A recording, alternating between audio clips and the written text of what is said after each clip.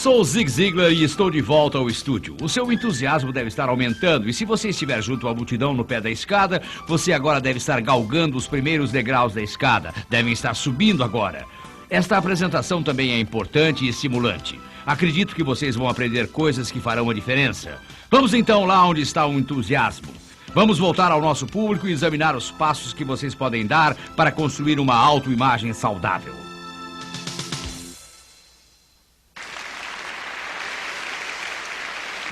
Agora vamos rapidamente fazer um pequeno jogo. Vamos fingir que são 6h30 da manhã. O telefone toca e você atende com muito entusiasmo, como faz todo o pessoal de marketing de rede. Você diz, bom dia. É um excelente dia para a gente estar no marketing de rede. E a voz do outro lado diz, oi companheiro, que bom ver que você está se sentindo tão bem. Quando eu terminar o que tenho para lhe dizer, você vai se sentir ainda melhor. Logo de início, quero dizer que não estou telefonando para tomar dinheiro emprestado. Não quero lhe pedir nenhum favor. Não quero nada emprestado. Só quero lhe dizer que você é uma das pessoas mais legais que conheci em minha vida. Você ajuda a sua comunidade, você é um destaque em sua profissão. Quando estou com você e perto de você, estou sempre motivado, estou inspirado, estou entusiasmado. Se eu pudesse passar alguns minutos com você todos os dias, chegaria rapidamente ao topo. Tenho certeza que sim. Eu devia ter lhe dito isso há muito tempo atrás, mas esperei até agora. É um prazer ter você como amigo. Tchau, falamos mais tarde. E aí a pessoa desliga. Vou fazer uma pergunta. Vocês já receberam um telefonema desses? Ou se receberem, quantos de vocês teriam um ótimo dia? Levantem as mãos. Muito bem. Se fossem fazer um bolo hoje, acham que seria melhor? Se fossem dar uma palestra nesse dia, sua palestra seria melhor? Se vocês, como médicos, fossem consultar um paciente difícil, não seriam médicos melhores? Se fossem ensinar alguém, não seriam professores melhores? Se fossem fazer uma venda por telefone, seria uma venda melhor? Quantos de vocês acreditam que seriam melhores em todas essas coisas? Levantem as mãos. Muito bem! Agora a pergunta é... Quanto mais vocês saberiam sobre ser um médico, um vendedor, dar uma palestra, fazer um bolo e ser um professor? Quanto mais saberiam? A resposta é óbvia. Nada, mas nada mesmo. E, no entanto, a realidade é que vocês seriam melhores porque, de repente, sua atitude mudou. A visão que vocês têm de si mesmo melhorou substancialmente. Ora, sou uma contribuição para a minha comunidade. Sou um acréscimo para a minha profissão. Meu amigo disse isso e ele é muito sabido. Vocês não discutiriam nem nos mínimos detalhes, não é? O que acabei de mostrar é algo muito simples. Quando sua atitude sobre si mesmo, sua autoimagem, quando ela muda, tudo em sua vida muda. O seu desempenho muda. A maneira de você se ver determina como você vê os outros. A sua maneira de ver os Estados Unidos, o seu trabalho, a maneira de ver o seu vizinho, tudo isso se baseia na maneira de você ver a si próprio. Então a pergunta é... Como podemos melhorar e mudar nossa autoimagem? Como vocês devem lembrar, há pouco falei muito sobre as qualidades para ter sucesso.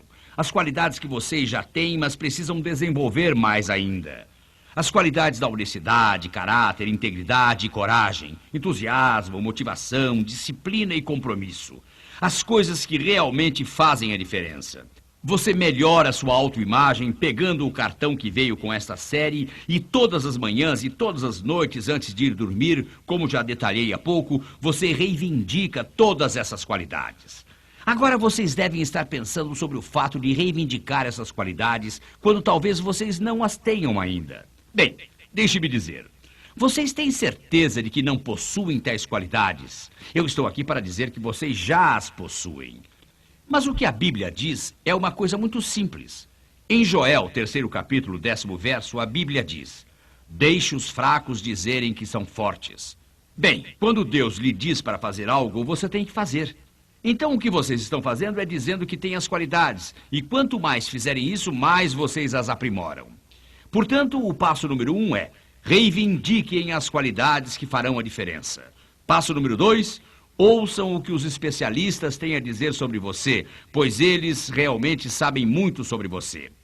Emerson explicou isso desta forma há muito tempo atrás. O que está atrás de você e o que está à sua frente enfraquece quando comparado com o que existe dentro de você. Ele tem toda a razão.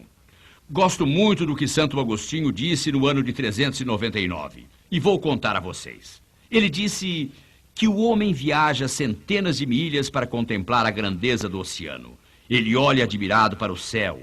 Ele fica extasiado com os campos, montanhas e rios e nem por um momento pensa em si mesmo, a maior criação de Deus. Há alguns anos atrás fiz uma palestra numa pequena cidade de Indiana. Foi numa terça-feira à noite. No sábado, quando cheguei em casa, havia uma carta para mim. Ela dizia: sabe, participei do seu seminário. Acabei de voltar do Colorado, onde estava passando umas longas férias. E uma das coisas que fiz foi passear de jangada no rio. Todas as tardes, ao pôr do sol, tirávamos a jangada da água, fazíamos nossa fogueira e nosso jantar. Depois subíamos as montanhas mais uns 100 metros, de onde podíamos ter uma vista melhor. O ar estava mais limpo, podia-se ver como o universo de Deus é magnífico. Podíamos ver as estrelas e a lua. Estava tudo limpo como cristal, era maravilhoso. Acordávamos bem cedo antes do amanhecer. Voltávamos ao rio e ficávamos olhando os animais acordando e tomando seu primeiro gole de água do dia. Eram cenas inacreditáveis. Na carta ela contou: passei a me considerar totalmente sem importância e fiquei muito deprimida. Estava pensando em me suicidar quando ouvi o senhor dizer que o homem nem sequer se dá consideração. O homem é a criação mais impressionante de Deus. As palavras podem se tornar muito importantes. Às vezes não percebemos que o que dizemos a outra pessoa pode fazer uma grande diferença em sua vida. E na maneira que nós nos vemos foi muito bem resumida por Ethel Waters. Ethel disse simplesmente: querido, Deus não faz lixo. Ah, e ela tinha razão. A Bíblia diz que você foi feito de maneira maravilhosa. Quando compartilha a oportunidade de marketing de rede, isso significa que você está compartilhando uma parte de si mesmo. A maneira como você se vê influenciará a maneira de você ver as oportunidades e a maneira de você ver os outros. Sua eficiência em patrocinar cresce como resultado direto da mudança da visão que você tem de si mesmo. Passo número 3. Se você quer construir uma autoimagem saudável, lembre-se que ninguém pode fazer você se sentir inferior sem ter a sua permissão. Eu os desafio hoje, disse Eleanor Roosevelt muitos anos atrás. Eu os desafio hoje a assumir um compromisso forte consigo mesmo de que nunca, sob nenhuma circunstância, deixará alguém fazer você pensar menos de você. A opinião dos outros sobre você pode não ser muito boa, mas lembre-se de que quando eles expressam essa opinião, ela é um reflexo muitas vezes da visão que têm de si mesmos. Não permita que ninguém o faça sentir-se inferior. Gosto da história do senhor de idade que vinha pela rua conversando sozinho e alguém disse: por que está fazendo isso? E ele respondeu: tenho 2 motivos básicos. O primeiro deles, gosto de conversar com pessoas inteligentes. E disse ainda: o segundo é que gosto de ouvir gente inteligente. Sabem, isso mostra que, evidentemente, esse senhor não tinha nenhum problema de autoimagem. Gosto da história do velho que tinha 75 anos e alguém lhe perguntou: o senhor pode tocar piano? Ele respondeu: não sei. Disseram: o que o senhor quer dizer com eu não sei? E ele disse: eu nunca tentei. Vejam, a maior parte das pessoas simplesmente responderia não a essa pergunta. Mas, na realidade, muita gente não sabe realmente o que consegue fazer porque nunca tentou. E quando sua imagem é boa, sua tendência para tentar é maior. Vocês constroem essa confiança e se esforçam mais. Passo número 4.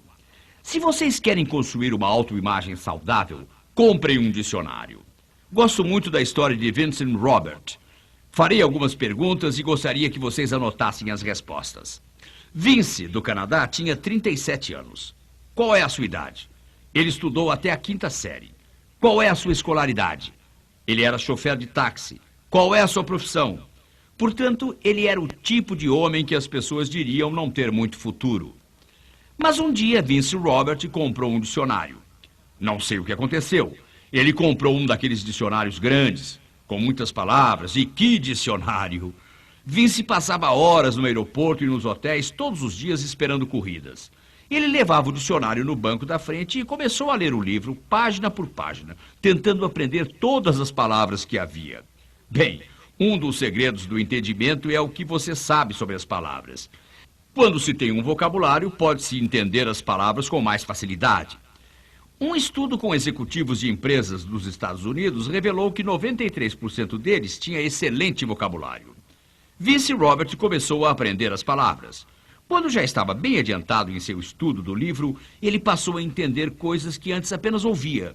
Ele começou a prestar atenção no mercado financeiro. Ele começou a investir o pequeno capital que tinha e, por sorte, escolheu ações boas e os lucros começaram a crescer. Ele finalmente comprou a empresa de táxis com seus 19 automóveis e isso aumentou sua renda. Ele continuou investindo. Hoje é um homem rico. Ele viaja pelo Canadá dando palestras e contando aos outros como fez isso e como essas pessoas também podem fazer. O que é que eu estou tentando dizer? Palavras têm uma força extraordinária. Quando nós as usamos corretamente, elas podem inspirar as pessoas a atingir metas maiores. Uma das minhas experiências mais comoventes foi conversar com um homem na Califórnia. Ele vende seguro de vida. Um dia acordou surdo. Ele não conseguia ouvir nenhum som. Era a surdez permanente e total. E esse homem me disse: sabe, Ziggy, a coisa que mais sinto é nunca mais poder ouvir alguém que amo me dizer: eu te amo. Pensem sobre isso. Vocês expressam gratidão pelo fato de poder ouvir alguém dizer que os ama. Que palavras importantes. Gosto da história que Helen Keller escreveu quando se lembrou do primeiro encontro com Anne Sullivan. Aprendi muitas palavras novas nesse dia. Não me lembro quais eram, mas sei que entre elas estavam mãe, pai, irmã, professora. Essas são palavras que fariam o mundo florescer para mim como as flores de Arão. Só na Bíblia seria possível encontrar uma criança mais feliz do que eu estava, com a cabeça no travesseiro no final daquele dia, e revivia as alegrias que isso havia me trazido pela primeira vez antes da chegada de um novo dia. Nós aceitamos como verdadeiro tudo o que ouvimos. Aceitamos como verdadeiro o que vemos. Aceitamos como verdadeiro o aprendizado das palavras. E, no entanto, as palavras são a chave para muitas coisas. E uma das coisas que também temos que examinar é o passo número 5. Para construir sua autoimagem saudável, vocês precisam escolher cuidadosamente seu grupo de amigos. As pessoas com quem vocês andam têm uma influência muito forte sobre a sua maneira de ser.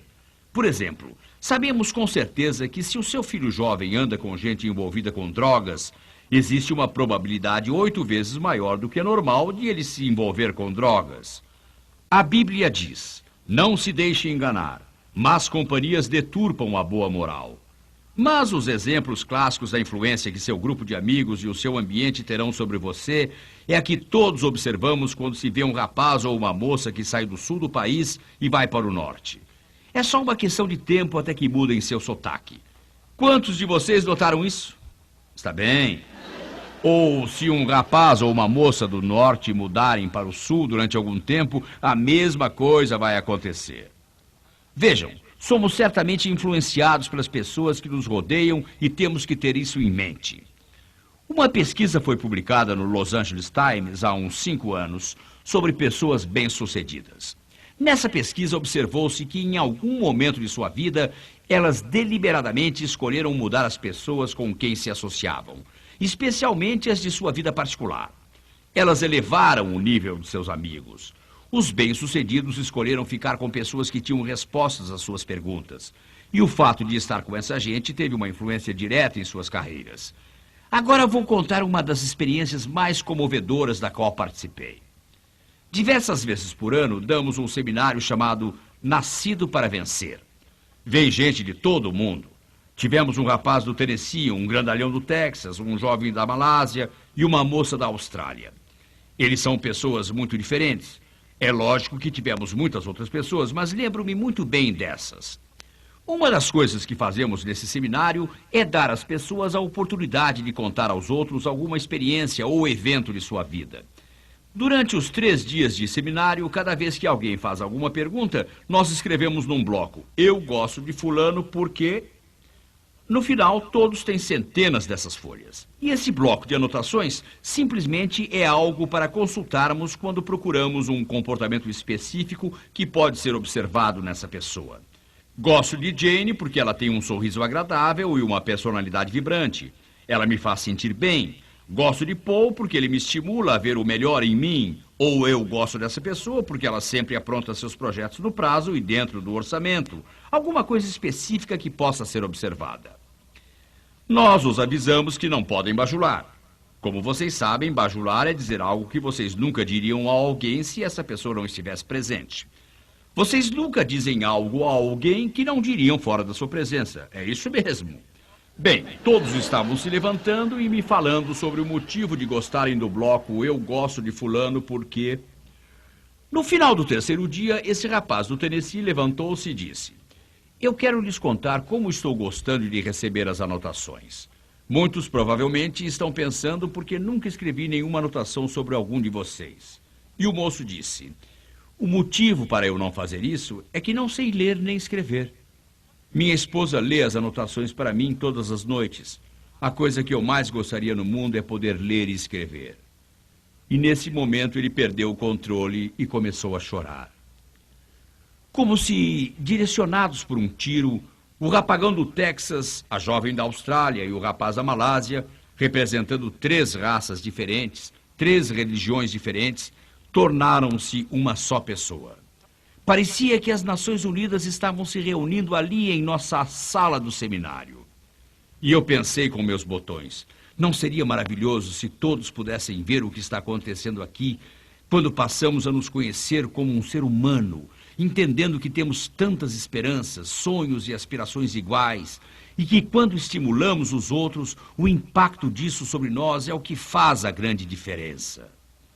Agora, esse rapaz era muito esperto e inteligente, muito bem-sucedido nos negócios.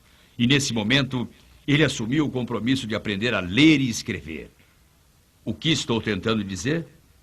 Para melhorar sua autoimagem, associar-se a pessoas desse tipo definitivamente fará você se sentir melhor sobre si mesmo.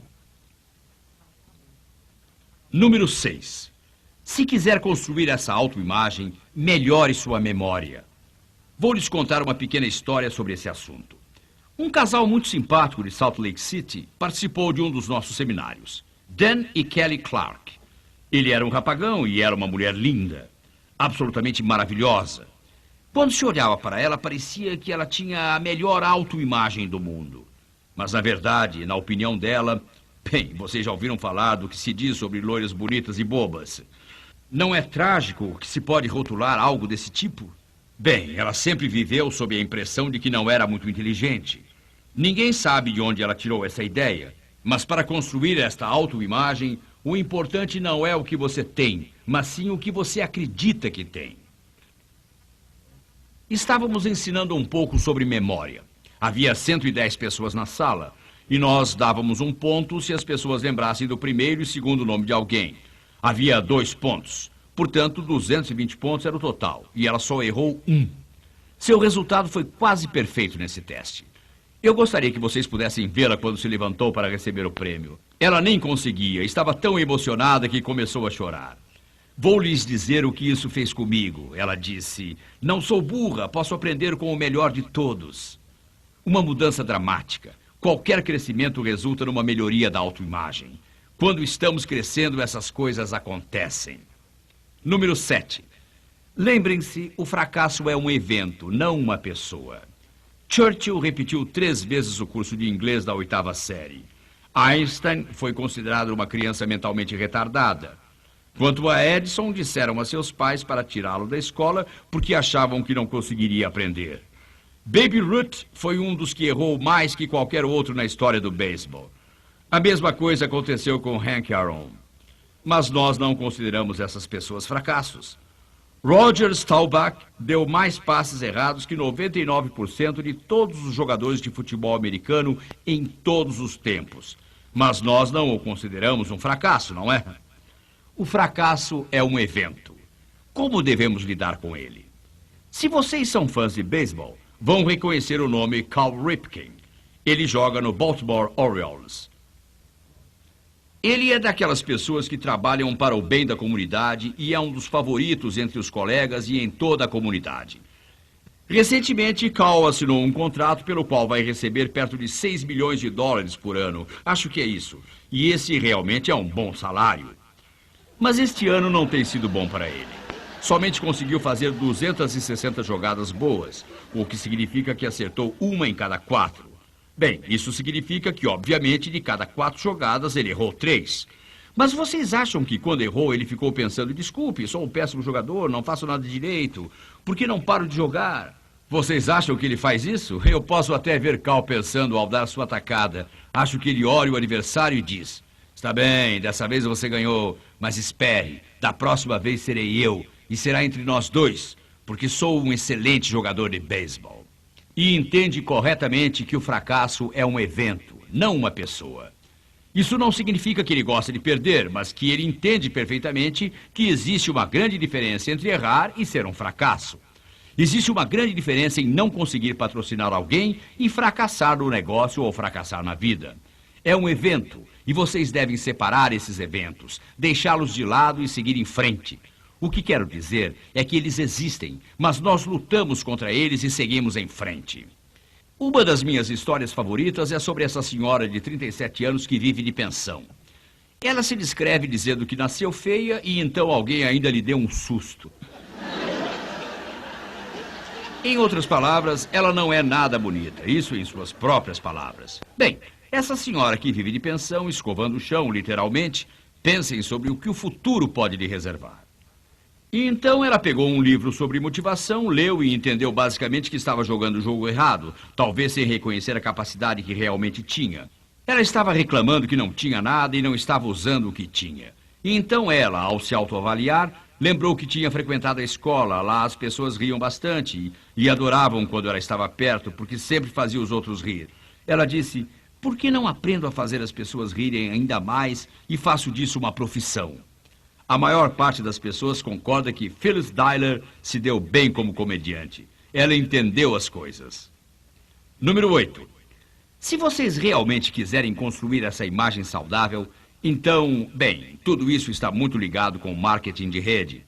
Porque, vejam, porque o sucesso não depende do que vocês fazem, mas de como inspiram, ensinam e estimulam outros a fazer as coisas.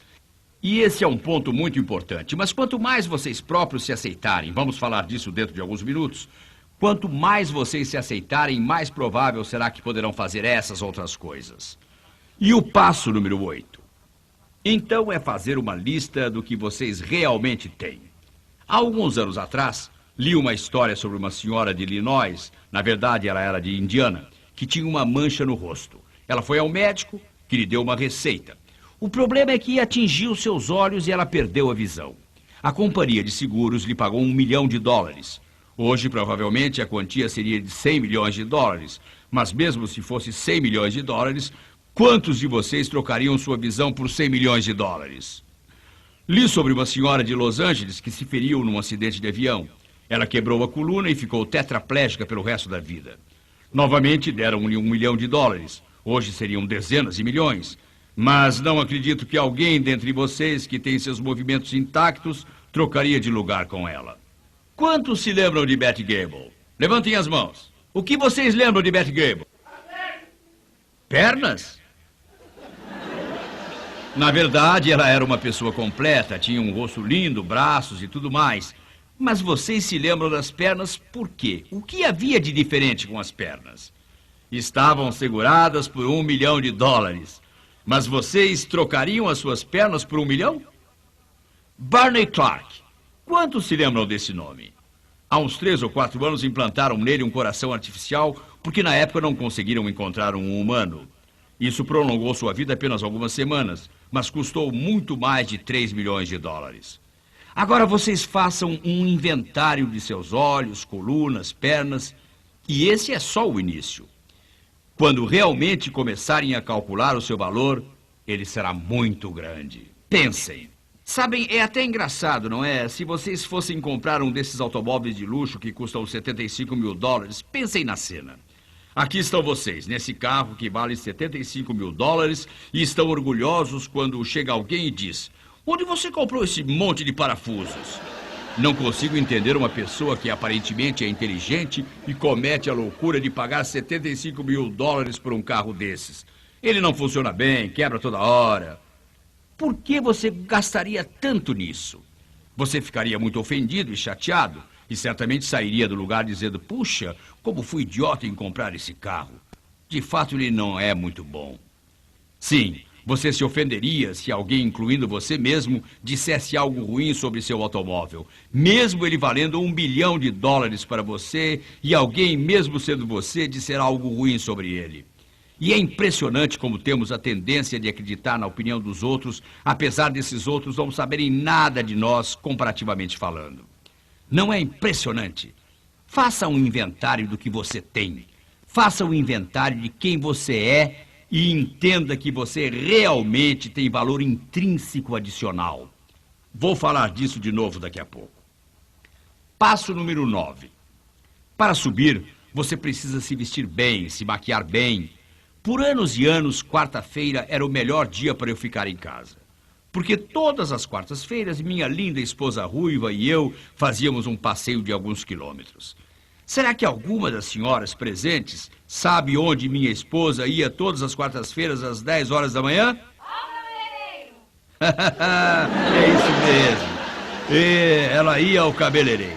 Sabem, e eu sempre me surpreendi com o que pode acontecer quando uma senhora arruma os seus cabelos. Isso cura depressão, insônia, dor no pé e cura até dor de dente. Quero dizer, cura tudo porque de repente ela se sente bonita. Como uma amiga minha costumava dizer, a gente passa a ter mais orgulho de nós mesmos. Mas sabem, eu a pegava no cabeleireiro e quarta-feira era um dia bom para eu ficar em casa, porque a ruiva sempre se sentia melhor nesse dia. Os funcionários de escolas dizem que no dia que vem o fotógrafo, as crianças sempre se comportam melhor. Quando você usa um terno novo ou um vestido novo, seu comportamento é melhor. Você age de maneira um pouco diferente, porque o jeito que você se veste tem uma influência direta. Vocês precisam ler histórias de sucesso. Quando lemos histórias de sucesso sobre pessoas que fizeram coisas maravilhosas com sua vida, essas histórias nos estimulam. E, invariavelmente, pensamos, se ela consegue, eu consigo. Se ele consegue, eu também posso conseguir. Não acredito que possamos ler a história de Ben Carson, que cresceu nas favelas de Detroit, o brilhante neurocirurgião negro, cuja mãe teve um impacto muito dramático em sua vida. Quando você lê como ele saiu de lá para uma vida brilhante, de prestígio e reconhecimento, é impressionante. Vocês ficarão mais estimulados. Vocês ficarão ainda mais estimulados. Porque ele é um homem que, embora tenha conseguido uma carreira de enorme sucesso, o que mais quer na vida é ajudar outras pessoas. Não acredito que vocês consigam ler a história do meu amigo Charlie Whitmire sem se emocionar muito. Ele é um técnico de futebol americano. Ele treina o time de Las Guadas. Ele conseguiu fazer os jovens ganharem seu único campeonato estadual. Tive o privilégio de assistir a um treino e foi uma das coisas mais impressionantes que já vi. Charlie e eu estávamos conversando e eu estava lá há cerca de 1 hora. A cada 5 minutos, um técnico assistente chegava até nós dizendo: Charlie, esse cara está nos atrapalhando todas as vezes. O que vamos fazer? Charlie estava observando tudo e disse: isto é o que vocês devem fazer. Depois de alguns minutos, outro aparecia e dizia: sabe, aquele cara sempre fica atrás do nosso defensor. Como vamos conseguir ensinar alguma coisa para esse cara? E Charlie logo tinha a resposta. O interessante é que há 16 anos disseram a Charlie que ele só tinha 1 ano de vida. Ele tem a doença de Lou Gehrig. Ele estava lá junto ao campo em uma cama hospitalar. As únicas coisas que consegue mover são os olhos e a língua. Não consegue emitir um som. A esposa dele aprendeu a ler seus lábios e passa a mensagem aos técnicos assistentes. Ele é uma das pessoas mais inspiradas que conheço. Tem um tremendo senso de humor. Charlie é inspiração e estímulo para todos. Se vocês chegarem perto de Charlie e Lucy Whitmire, sua esposa, eu garanto que ficarão inspirados. Vocês precisam ouvir. Passo número 11. Para inspirar as pessoas, encorajar as pessoas, e se é que existe uma organização que encoraja as pessoas, é o marketing de rede. Isso é a absoluta verdade, pessoal. A melhor maneira de obter o melhor das pessoas é ver o melhor nessas pessoas. Agora quero dizer algumas palavras aos meus amigos que leem a Bíblia. Porque muitas vezes as pessoas ficam um pouco hesitantes com as ideias que estamos discutindo agora. Alguns cristãos têm a ideia de que devemos andar por aí com caras tristes e bolsos vazios, como o diretor do cruzeiro do Titanic. Já entenderam, não é? agindo como se alguém tivesse lambido toda a cobertura de nosso sorvete. Em outras palavras, eles estão carregando uma certa quantidade de bagagem e lixo e quero discutir esse assunto. Alguns de vocês talvez leram no jornal há mais ou menos 2 anos na Louisiana sobre um evento muito diferente. Algumas pessoas viram um urso numa árvore nas proximidades da cidade. Como sabem, isso não acontece muito numa pequena comunidade rural. Todos correram para ver o urso na árvore. Todo o corpo de bombeiros veio e também a brigada de incêndio. Diversos policiais levaram um veterinário e um monte de curiosos. Todos queriam ver o urso na árvore. Finalmente decidiram que para a segurança do urso precisavam tirá-lo da árvore para ele não se machucar. Todos estavam preocupados que se o urso não descesse, ele poderia cair e até machucar algumas pessoas. Assim, o veterinário deu alguns tiros com tranquilizante, mas o urso não se mexeu. Deram vários tiros, um atrás do outro, e podiam perceber que os tiros de tranquilizante tinham atingido o alvo.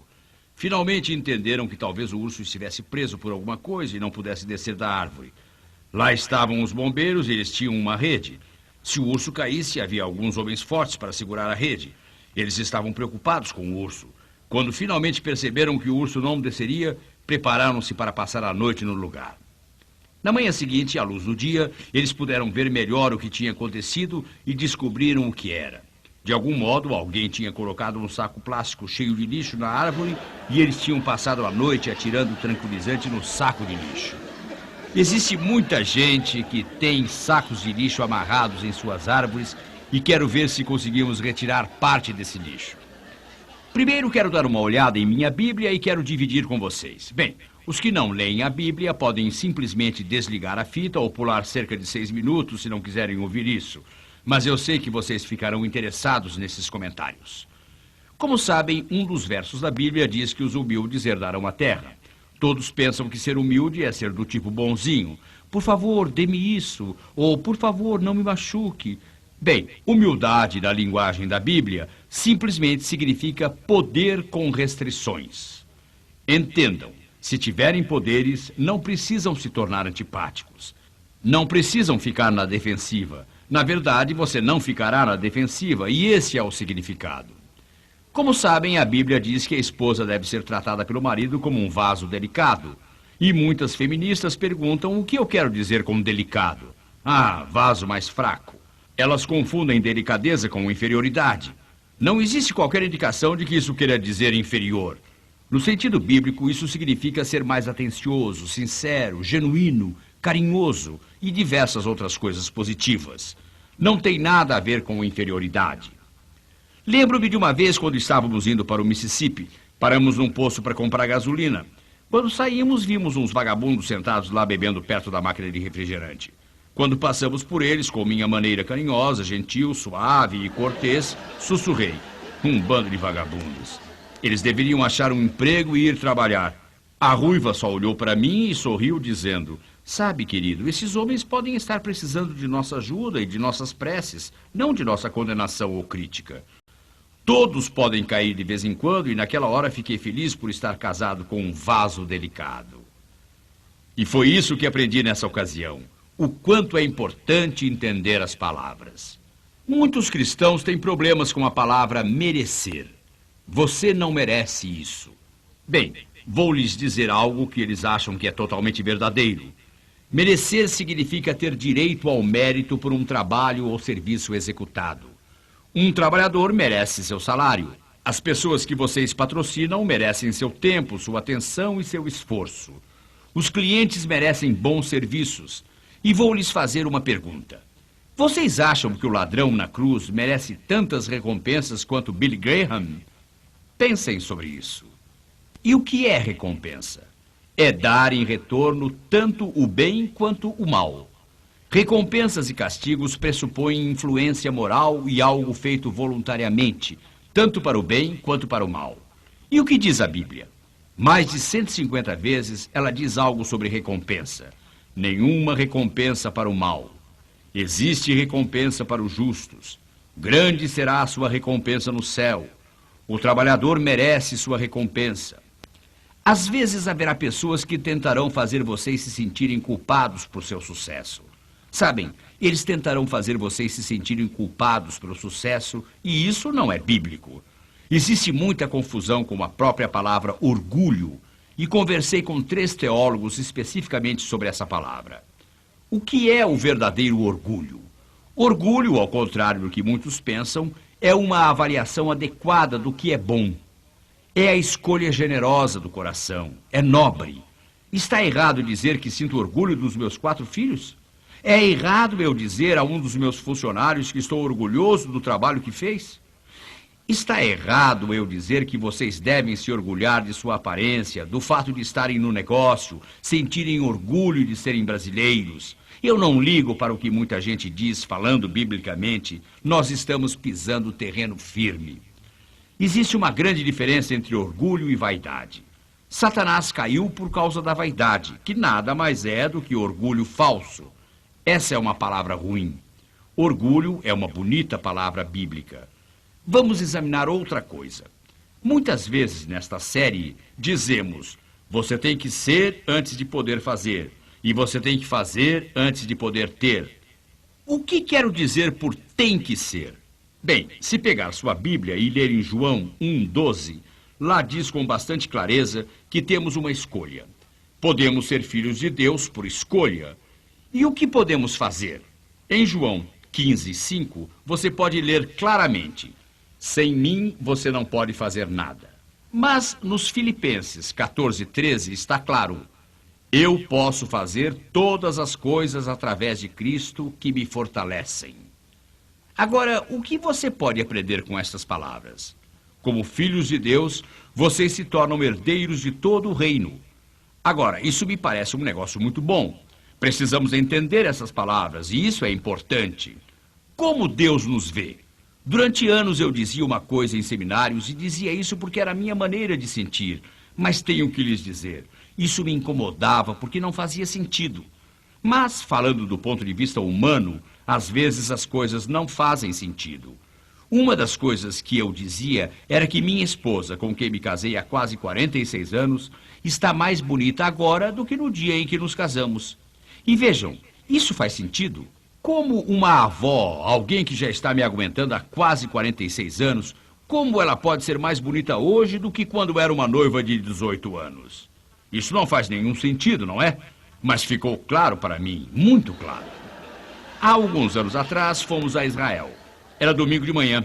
Estávamos em Jerusalém e nesse dia em particular ouvimos um sermão cheio de amor e fé. O nome do pregador era Ben Glosson. Ele cantava muito bem. Confesso que as circunstâncias eram especiais. Eu tinha passeado pelos caminhos que Nosso Senhor havia pisado. Eu tinha visitado o que se acredita ser seu túmulo.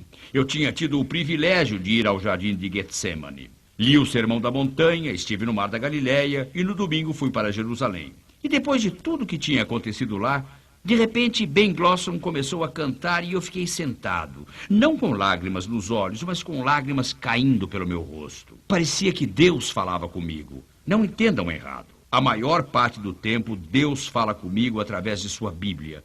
Mas em 4 ou 5 ocasiões, a proximidade era tão real que parecia que ele estava sussurrando em meu ouvido. Essa foi a impressão que tive. Agora vou lhes dizer por que sua esposa está mais bonita hoje do que no dia do casamento. Estou ajudando vocês a ver através dos meus olhos, e através dos meus olhos vejo uma pessoa que perdoa. Eu vejo a perfeição. Não seria maravilhoso se pudéssemos ver as pessoas por esse prisma? Vê-las como criaturas e criações de Deus? Nós não as trataríamos de maneira totalmente diferente. É um fato estabelecido que nunca seremos rudes com alguém a quem respeitamos. E como podemos agir de outra maneira se não respeitar uma pessoa se nós a olharmos por esse prisma? De certa maneira, esse é um dos motivos para eu estar convencido de que quando começaram a ensinar a evolução como um fato e não uma teoria, tinha muito a ver com a destruição do valor do homem e de sua percepção de si mesmo. Nós confundimos nossas crianças. Na Declaração da Independência, nós lhe dizemos que todos os homens são criados iguais. Depois, nós os fazemos estudar biologia e eles aprendem que o homem nem sequer foi criado. Que ele começou como algo pegajoso e acabou no zoológico e agora se tornou o que é. Esta também é uma observação interessante. Na física, a lei da entropia diz claramente que todos os sistemas que não são cuidados eventualmente param, não crescem.